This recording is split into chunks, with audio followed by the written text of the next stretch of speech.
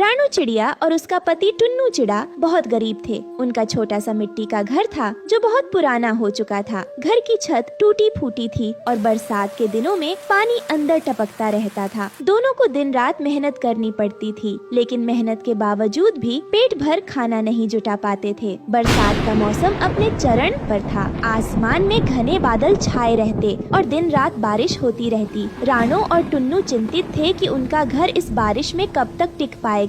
एक दिन बारिश लगातार 3 दिनों से हो रही थी। रानू और टुन्नू अपने छोटे से घर के कोने में बैठे थे। घर के भीतर जगह जगह पानी टपक रहा था और वे चिंतित थे कि अब वे कब तक इस तरह रह पाएंगे। टुन्नू, अब बारिश नहीं रुकी तो हमारा घर भी बह जाएगा। न खाना है न सूखा रहने की जगह। मैं जानता हूँ रानू, लेकिन क्या कर सकते हैं? बस ऊपर वाले से दुआ कर सकते हैं कि बारिश जल्दी रुक जाए। दोनों ने अपनी मेहनत से जो थोड़े से दाने जमा किए थे उन्हीं से किसी तरह गुजारा कर रहे थे। अब वे दाने भी खत्म होने वाले थे। वे सोच रहे थे कि अब क्या करेंगे, कैसे झेलेंगे। तभी उसी समय अचानक उनके घर के बाहर से एक अजीब सी आवाज आई। दोनों ने दरवाजे की ओर देखा। एक भूखी प्यासी मुरझाई हुई गाय खड़ी थी। उसके शरीर से एक हल्की सी चमक निकल रही थी, जिससे साफ पता चलता था कि वो कोई साधारण गाय नहीं थी। रानू, टुन्नू, मैं बहुत भूखी हूँ। क्या तुम मुझे कुछ खाने को दोगे? रानू और टुन्नू एक दूसरे को देखकर हैरान थे। वे खुद भूखे थे। उनके पास अब देने को कुछ भी नहीं था। माँ जी, हमारे पास खुद कुछ नहीं है। हम भूखे हैं, पर फिर भी जो थोड़ा बहुत है वो तुम्हें दे सकते हैं। हमारा घर बारिश से टूट चुका है। सूखे रहने की जगह भी नहीं बची, फिर भी तुम्हारे लिए कुछ करेंगे। रानू और टुन्नू ने अपनी आखिरी अनाज की गठरी से कुछ मुट्ठी भर दाने निकाले और गाय के सामने रख दिए। गाय ने उन्हें खा लिया और अपनी मुरझाई आँखों में एक हल्की चमक ले आई। तुमने अपनी दरिद्रता में भी मुझे खाना दिया, इसलिए मैं तुम्हें एक आशीर्वाद देती हूँ। जो भी तुम मुझसे मांगोगे वो पूरा होगा। गाय की यह बात सुनकर रानू और टुन्नू की खुशी का ठिकाना नहीं रहा। वो सोचने लगे कि अब उनके सभी दुख दर्द खत्म हो जाएंगे। टुन्नू, अब हमें कभी भूखा नहीं रहना पड़ेगा। यह गाय हमें जो चाहे दे सकती है। सचमुच हम गरीब थे, लेकिन अब हमें कभी भी चिंता करने की जरूरत नहीं होगी। वे दोनों अभी सोच ही रहे थे कि अचानक आसमान में एक काले बादल की तरह कालू कौवा उड़ता हुआ आ गया। कालू कौवा एक चालाक और लालची कौवा था। वो हमेशा दूसरों की खुशियों में खलल डालने का काम करता था। जब उसने रानू और टुन्नू को जादुई गाय से आशीर्वाद मिलता देखा तो उसके मन में जलन पैदा हो गई। गरीब पति पत्नी के पास तो अब सब कुछ होने वाला है, पर ये मैं नहीं होने दूंगा। कालू कौवा ने ठान लिया कि वो रानू और टुन्नू की खुशियों को बर्बाद कर देगा। वो उड़कर उनके घर की छत पर बैठ गया और अपनी तीखी चोंच से उनके घर की छत को तोड़ना शुरू कर दिया। कालू, तुम ऐसा क्यों कर रहे हो? हम गरीब हैं, हमने तुम्हारा क्या बिगाड़ा है? हमारे पास कुछ भी नहीं है, फिर भी तुम हमारा घर क्यों तोड़ रहे हो? लेकिन कालू कौवा ने उनकी एक न सुनी। उसकी तीखी चोंच से छत के टुकड़े गिरने लगे और बारिश का पानी घर के अंदर भरने लगा। रानू और टुन्नू का छोटा सा घर बर्बाद हो गया। वो बहुत दुखी हो गए क्योंकि अब उनके पास रहने को भी जगह नहीं बची थी। अब हम कहाँ जाएंगे? हमारी सारी मेहनत पर पानी फिर गया। हमारे पास कुछ भी नहीं बचा। क्या हम फिर से भूखे मरने के लिए मजबूर हो जाएंगे? वे दोनों बहुत निराश थे, लेकिन अचानक उसी समय जादुई गाय फिर से प्रकट हुई। इस बार वो पहले से भी अधिक चमकदार लग रही थी। उसकी आंखों में एक दया भरी चमक थी। रानू, टुन्नू, मैंने सब देखा है। यह कालू कौवा तुम दोनों के रास्ते में आया, लेकिन तुम दोनों ने हार नहीं मानी। इसलिए मैं तुम्हें अब ऐसा आशीर्वाद दूंगी जिससे कालू की सारी बुरी शक्तियाँ नष्ट हो जाएगी और तुम्हारा जीवन सुखी हो जाएगा। गाय ने अपनी आँखों से एक तेज रोशनी निकाली और वो रोशनी सीधे कालू कौवे पर पड़ी। ये क्या हो रहा है? ये रोशनी मुझे क्यों घेर रही है? वो जोर से चिल्लाया, लेकिन उसकी आवाज धीरे धीरे बंद हो गई। उसके पंख काले से सफेद हो गए और उसकी बुरी शक्तियाँ खत्म हो गईं। वो बेहोश होकर जमीन पर गिर पड़ा और फिर गायब हो गया। रानू और टुन्नू ने जब यह देखा तो उनकी आँखों में खुशी के आंसू आ गए। टुन्नू, अब हमें कभी किसी चीज की कमी नहीं होगी। ये गाय सचमुच जादुई है। हाँ रानो, अब हमारे सारे दुख दूर हो गए, कालू कौवा भी चला गया और अब हम अपने जीवन को नए सिरे से शुरू कर सकते हैं। गाय ने अपने जादू से उनके घर की छत को फिर से ठीक कर दिया। अब उनका घर पहले से भी अधिक मजबूत और सुंदर बन गया था। उनके घर में धन की वर्षा होने लगी। गाय ने उन्हें इतना कुछ दिया कि अब वो कभी भी भूखे नहीं रहेंगे। रानो और टुन्नू की जिंदगी अब पूरी तरह से बदल चुकी थी। वो मेहनती थे, ईमानदार थे और अब उन्हें जादुई गाय का आशीर्वाद भी मिल चुका था। उन्होंने अपने जीवन में कभी लालच नहीं किया, इसलिए उन्हें वो मिला जिसके वे सच्चाई से हकदार थे। देखो टुन्नू, हम कितने खुशहाल हो गए हैं। अब हमें किसी चीज की चिंता नहीं करनी पड़ेगी। हाँ रानो, पर हमें ये कभी नहीं भूलना चाहिए कि ये सब हमारी मेहनत और ईमानदारी का फल है। अगर हम लालच में पड़ते तो शायद ये सब नहीं होता। इस तरह रानो और टुन्नू ने एक सुखी जीवन की शुरुआत की। वे मेहनत करते रहे, लेकिन अब उन्हें कभी भूखा नहीं रहना पड़ा। जादुई गाय समय समय पर उनकी मदद करती रही और उनका जीवन सुख शांति से भर गया। लेकिन कालू कौवा, जिसने उनकी खुशियों को नष्ट करने की कोशिश की थी, अपनी ही चालों में फंस गया। उसकी बुरी शक्तियाँ हमेशा के लिए नष्ट हो गईं और वो कभी वापस नहीं आ सका। मम्मा, आप तो उड़ते उड़ते थक गई होंगी और बारिश में आपके पंख भी भीग गए होंगे। मम्मा, आप ऐसी बारिश में कैसे उड़ लेती हो? गुड़िया बेटी, वो तो मम्मा पापा को अपने बच्चों के लिए यह सब कुछ करना पड़ता है। अब तुम यह दाना खा लेना। मैं हरी तोती के पास लकड़ियाँ लेने जा रही हूँ। मैं उससे लकड़ियाँ लाऊंगी और अपने घर का दरवाजा बनाऊंगी। रानो यह कहकर वहाँ से चली जाती है। रानो चिड़िया के जाने के बाद गोरी कौवी उसके घर आ जाती है और गुड़िया के पास से उसका दाना छीन लेती है और कहती है, हटो, यह मुझे खाने दो। अभी तुम्हारा पेट भरा नहीं है, किसी और को भी खा लेने दिया करो। लेकिन यह दाना तो मेरी मम्मा मेरे लिए ढूंढ कर लाई है, तो ऐसे कोई भला किसी का दाना उससे छीनता है? मैं छीनती हूँ गौरी कवि, कोई और नहीं छीनती। यह कहकर गौरी तो भोजन लेकर भाग जाती है। वहीं दूसरी तरफ रानो चिड़िया भी हरी तोती से लकड़ियाँ ले लेती है। तब हरी तोती कहती है, रानो, क्या आज तुम्हें दाना मिल गया था? हाँ, मुझे मिल तो गया था, लेकिन मैं अभी भूखी हूँ क्योंकि थोड़ा ही मिला था और वो मैं अपनी बेटी को दे आई हूँ। वो खा लेगी उसे। यह कहकर रानो लकड़ियाँ लेकर घर जाती है तो उसकी बेटी रोते हुए उससे कहती है, मम्मा, उस गोरी कौवी ने मेरा दाना भी मुझसे छीन लिया और लेकर चली गई और मुझे बहुत डांटा भी। गुड़िया बेटी, तुम यहीं रुको, मैं जाती हूँ उस कौवी के पास और उससे पूछती हूँ। रानो गोरी कौवी की तरफ जाती है। गोरी अपने बेटे को तब भोजन खिला रही थी। मेरे बेटे जग्गू, खा ले, पेट भर के भोजन खा ले। मैं यह भोजन उस चिड़िया की बेटी से छीन कर लाई हूँ। मम्मा, क्या चिड़िया आंटी आपसे डरती है? जग्गू बेटा, वो चिड़िया तो बहुत ज्यादा कमजोर है। वो तो मुझे देखते ही अपना रास्ता बदल लेती है। तभी रानो भी वहाँ आ जाती है और वो उसकी बात सुन लेती है और कहती है, मैं रास्ता इसलिए बदल लेती हूँ क्योंकि मैं तुम्हारे मुंह नहीं लगना चाहती और तुम क्या समझी कि मैं डरती हूँ तुमसे। खबरदार, अगर आज के बाद तुम फिर कभी मेरे घर आई तो मैं तुम्हें छोड़ूंगी नहीं। अरे रानो चिड़िया, तू तो बड़ी बड़ी बातें करने लगी है। चल भाग यहाँ से। अगर मेरा कालू पति आ गया तो मार मार कर तेरे पंख तोड़ देगा। चल निकल मेरे घर से। बेशर्म कौवी, तुम्हें मेरी बेटी से दाना छीनते हुए शर्म नहीं आई? इतनी छोटी सी बच्ची से दाना छीन कर लाई थी तुम। मेरा जग्गू भूखा था, इसलिए लेकर आई थी मैं। अरे, अगर तुम्हारा बेटा भूखा था तो खुद जाकर ढूंढ कर लाओ ना, बड़ी आई काली कलूटी कहीं की। ये कहकर रानो वहाँ से चली जाती है। गोरी तो यह सुनकर गुस्से से लाल पीली हो रही थी। तब उसका पति कालू भी घर आ जाता है। गोरी, क्या बात है? तुम बहुत गुस्से में लग रही हो। अरे कालू, वो पिद्दी सी कमजोर चिड़िया यहाँ आई थी। पापा, उस चिड़िया आंटी ने मम्मा को काली कलूटी कहा था। गोरी, क्या हुआ है? तुम मुझे अच्छे से बताओ। वो क्या है कालू, मैंने चिड़िया के घर जाकर उसकी बेटी से 2 दाने क्या छीन लिए। वो चिड़िया घर तक आ गई, इसलिए मैं बोल रही हूँ। क्या फायदा तुम्हारे होने से जब कोई मुझसे डरता ही नहीं है। गोरी, तुम चिंता ना करो, मैं उस चिड़िया को ऐसा मजा चखाऊंगा कि वो जिंदगी भर याद रखेगी। ये कहकर कालू कौवा दूसरे दिन अपने दोस्त चील के पास जाता है। सुनो यार, उस रानो चिड़िया ने मेरी पत्नी को बहुत बुरा भला कहा है, तो उसका कुछ करना होगा।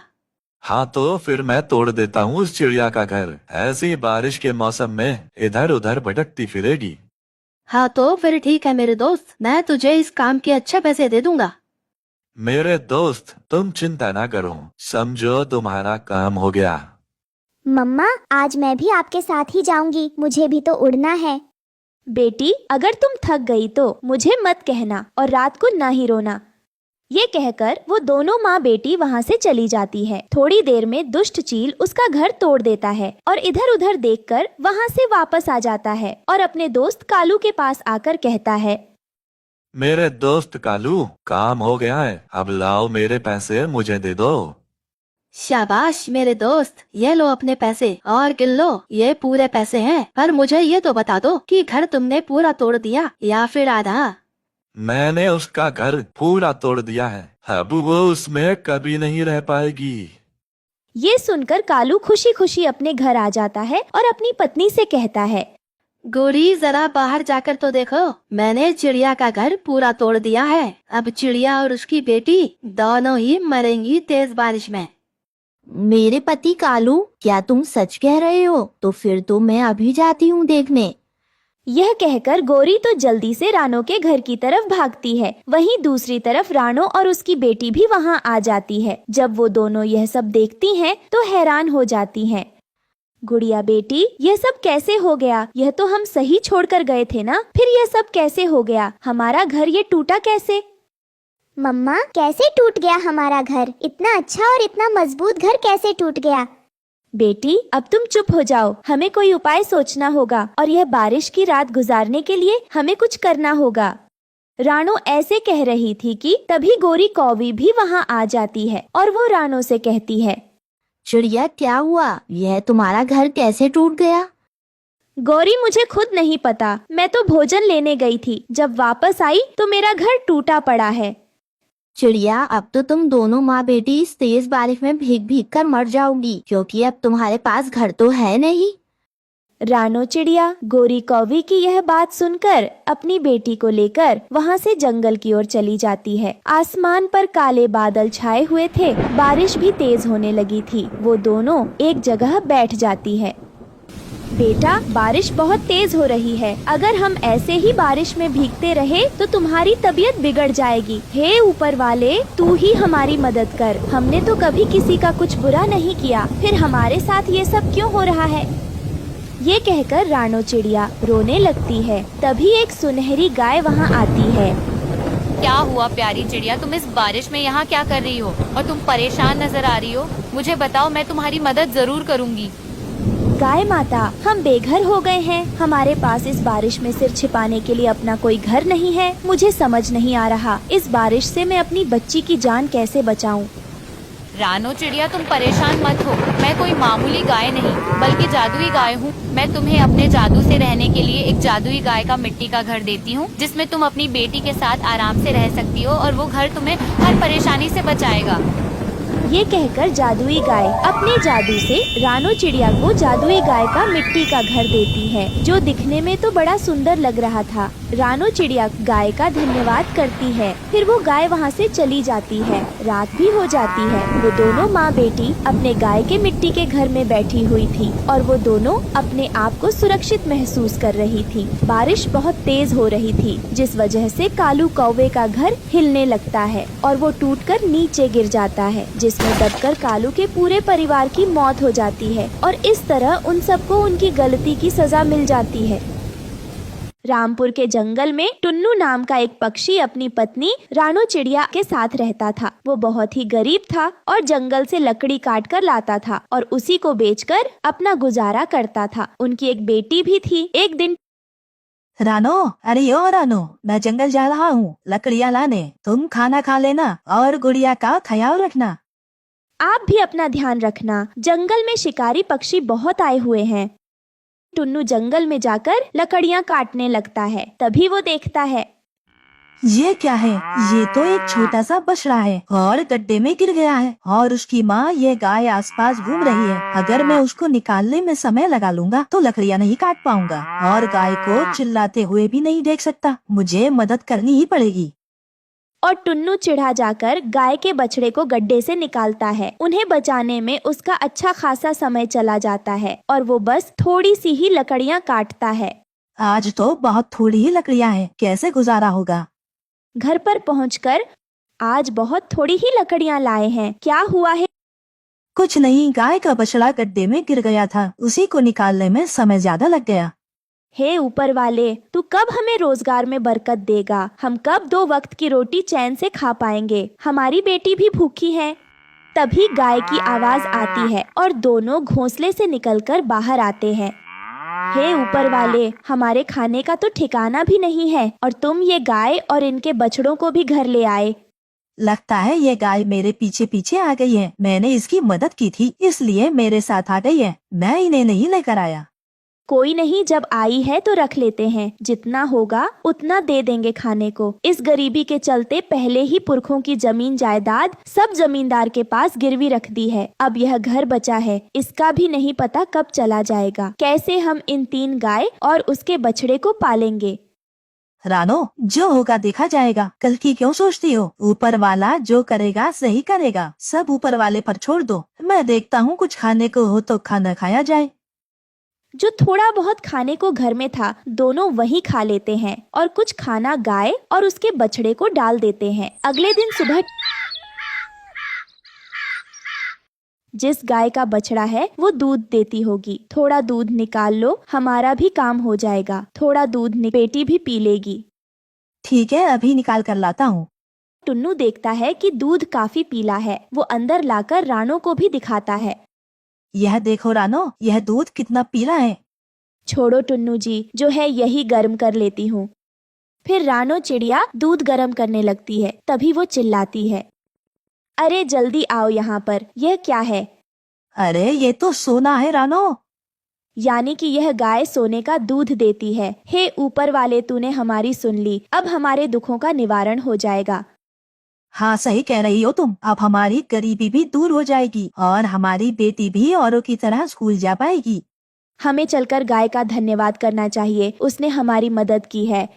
और फिर दोनों गाय के पास पहुंच जाते हैं। हे गौ माता, आपके दूध से जो सोना निकला है उससे हमारी बहुत मदद हो गई। आपका बहुत बहुत धन्यवाद।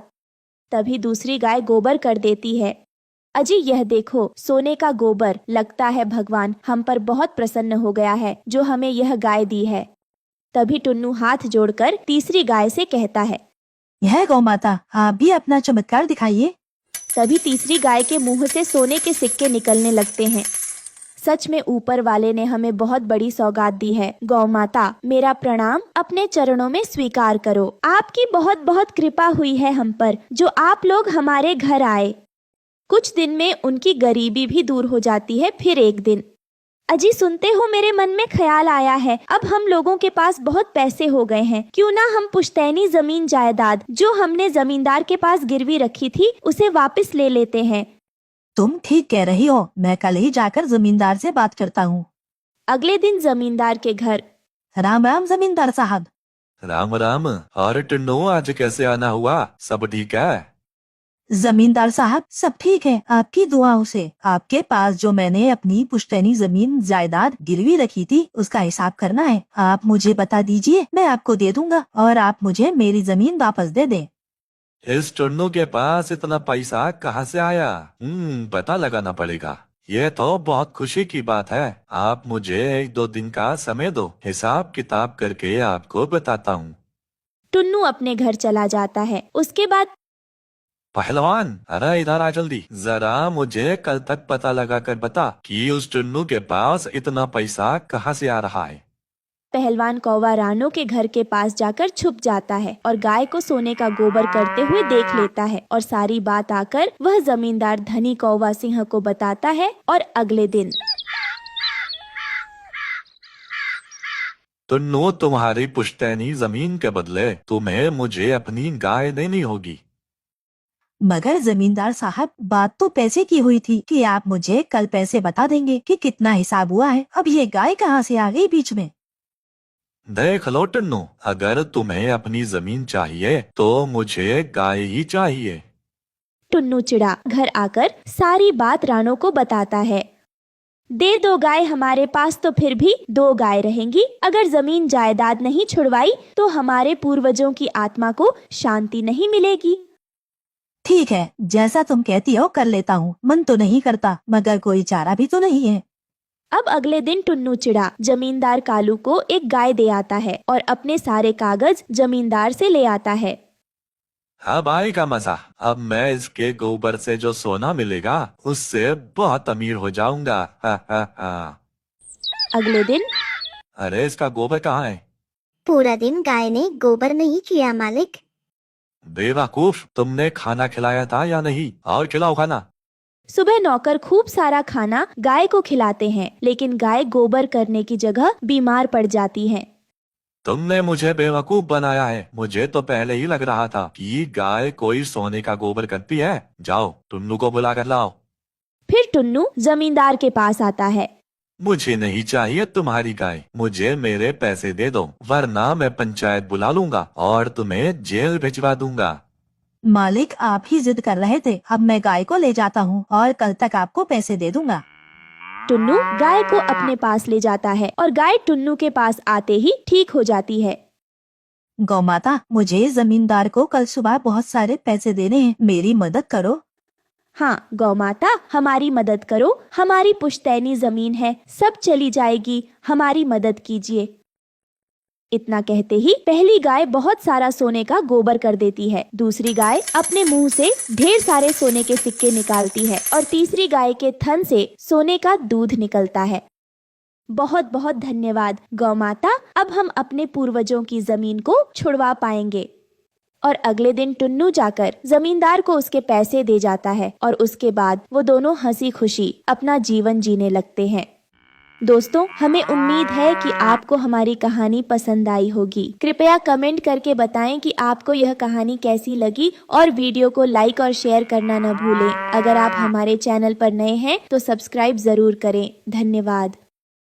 किसी समय एक गांव में एक कालू नाम का व्यापारी रहता था। उसके पास कुछ पशु थे, जिनमें 2 बैल, बकरी, गधा और एक गाय का बच्चा भी था। उसे एक भयंकर बीमारी लग जाती है, जिससे ना वो कुछ खा पाता और ना ही उठ पाता था। व्यापारी कौवा ने उसका बहुत इलाज कराया, लेकिन उस पर किसी भी दवाइयों का असर नहीं हो रहा था। यह जानकर व्यापारी बहुत उदास होता है। वो सोचता है, इसको भी वही बीमारी है जो उसकी माँ को थी। बहुत ही इलाज करने के बावजूद भी उसकी माँ ठीक नहीं हो पाई थी, तो ये कैसे ठीक हो पाएगा? ये बछड़ा बस कुछ दिनों का ही मेहमान है, ये ज्यादा समय तक जीवित नहीं रह पाएगा। और वैसे भी अगर ये यहाँ रहा तो हमारे बैल भी उस बीमारी की चपेट में आ जाएंगे। मुझे उसे कहीं दूर जंगल में छोड़ने जाना पड़ेगा, और वैसे भी ये आज नहीं तो कल जरूर मर जाएगा।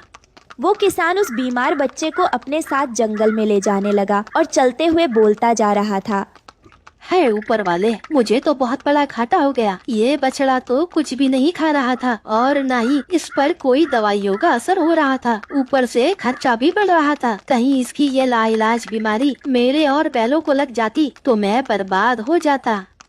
और फिर उस बछड़े को एक गड्ढे में मरने के लिए फेंक देता है। बछड़ा बेचारा खून से लूलूहान होकर वहीं पड़ा रहता है। कुछ देर बाद वहाँ एक रानो नाम की चिड़िया अपनी एक गाय के साथ वहाँ आती है। उसकी नजर जब गड्ढे में पड़ती है तो उसमें उसे एक अधमरा बछड़ा दिखाई देता है। वो उसे तुरंत निकालती है और अपने घर ले जाती है। अरे बेटी सुनो, तुम जल्द से जल्द जंगल से कुछ जड़ी बूटियां ले आओ। मुझे एक बछड़ा गड्ढे में मिला था। लगता नहीं कि अब यह जीवित रह पाएगा, लेकिन फिर भी प्रयास करना ही होगा। माँ, तुम इस बछड़े को यहाँ क्यों लाई? इसकी वजह से हमारी गाय में भी यह बीमारी फैल जाएगी। तुम्हें पता नहीं है कि इसे बहुत खतरनाक बीमारी है जिसका कोई इलाज नहीं। तुम इसे वापस छोड़ के आओ। तुम इसकी चिंता मत करो, इस बीमारी का इलाज है। तुम जल्द से जल्द कुछ जड़ी बूटियां ले आओ। ठीक है, मैं जाती हूँ। रानो चिड़िया जब बाहर आती है तो वो देखती है कि उसकी गाय उस बीमार बछड़े के पास बैठी थी। वो खुश होती है। फिर रानो चिड़िया जड़ी बूटियों का उपयोग करके उनकी दवाई बनाती है और बछड़े को खिला देती है। कुछ दिनों तक दवाई खिलाने के बाद वो बछड़ा बिल्कुल ठीक हो जाता है। सभी बहुत खुश होते हैं। रानो चिड़िया उसका नाम सोना रखती है। सोना को नया और अच्छा मालिक मिल गया था और एक माँ भी। कई महीने बीत जाते हैं। अब वो मरियल और कमजोर बछड़ा एक हट्टा कट्टा बैल बन गया था। एक दिन एक जमींदार चील रानो के घर आता है। काफी महीने हो गए, लेकिन अब तक तुमने मेरा उधार नहीं चुकाया। अगर आज तुमने मेरा उधार नहीं दिया तो तुम्हें मुझे अपनी सारी खेत की जमीन देनी पड़ेगी। हाँ, मैं जानती हूँ सेठ जी। मुझे आप बस फिर से कुछ महीनों का समय दीजिए। मैं पक्का आपका सारा उधार चुका दूंगी। कैसे चुकाओगे उधार? काम धंधा तो कुछ करती नहीं और ना ही तुम अपने खेत में फसल बोती हो, तो मैं कैसे यकीन करूं? मालिक, आप बस आखिरी बार मेरा यकीन करिए। मैं कुछ न कुछ करके आपका उधार चुका दूंगी। नहीं तो आप जब तक मेरे बैल को अपने पास रख लीजिए। ये ठीक है, लेकिन मैं तुम्हारे बैल का क्या करूंगा? मेरे पास पहले से ही कई बैले हैं। देनी है तो अपनी गाय दो। जमींदार चील जानता था कि रानो चिड़िया का इकलौता सहारा उसकी गाय थी। वो उससे उसकी गायें छीनना चाहता था ताकि रानो बेबस हो जाए और जमींदार उसकी सारी जमीन हड़प ले। रानो चिड़िया भी यह बात जानती थी, फिर भी वो उसे अपनी गाय दे देती है।